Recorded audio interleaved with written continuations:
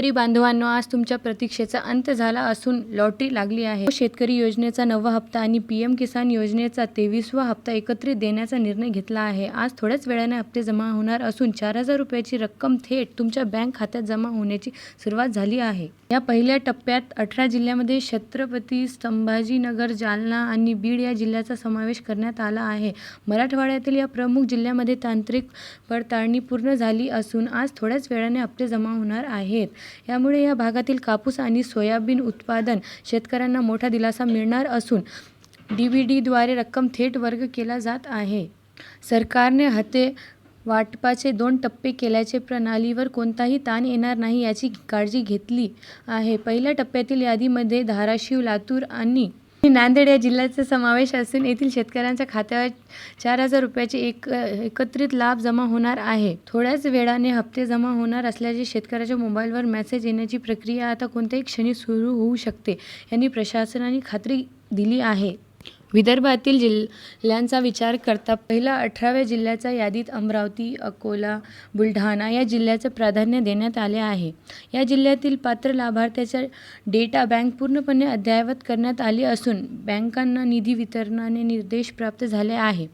आज थोड्याच वेळाने हप्ते जमा होणार असल्यामुळे खरीपाच्या तयारीसाठी राबणाऱ्या शेतकरी बांधवांनी आर्थिक मदत अत्यंत वेळेत उपलब्ध करून दिली जात आहे. तर महाराष्ट्रातील शेतकरी देखील या पहिल्या यादीत लाभार्थी ठरणार आहे, ज्यामध्ये नाशिकचा जिल्ह्यांचा समावेश करण्यात आला आहे. बागायती आणि रियायती अशा दोन्ही प्रकारच्या शेतकऱ्यांना मिळणारा हा लाभ अत्यंत महत्त्वाचा ठरणार आहे.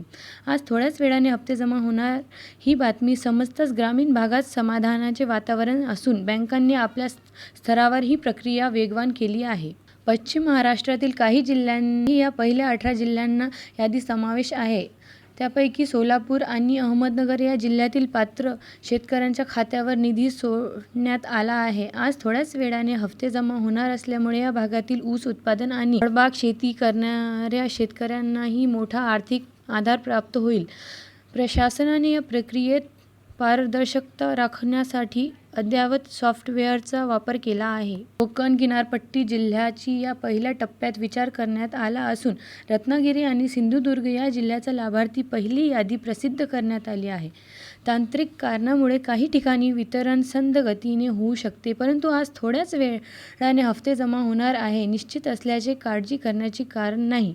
फळबागांच्या निगा राखण्यासाठी हा निधी शेतकऱ्यांचा नक्कीच उपयोगी पडणार आहे. विदर्भाच्या पूर्ण भागातील यवतमाळ आणि वाशिम या जिल्ह्याच्या पहिल्या यादीत उल्लेख असून येथील शेतकऱ्यांच्या खात्यावर पैसे जमा करण्याची ऑर्डर सरकारने निर्गमित केली आहे. आज थोड्याच वेळाने हप्ते जमा होणार असल्यामुळे ज्या शेतकरी बांधवांनी आपले KYC पूर्ण केले आहे त्यांच्या खात्यातील 4,000 रुपयाची रक्कम जमा व्हायला सुरुवात झाली आहे.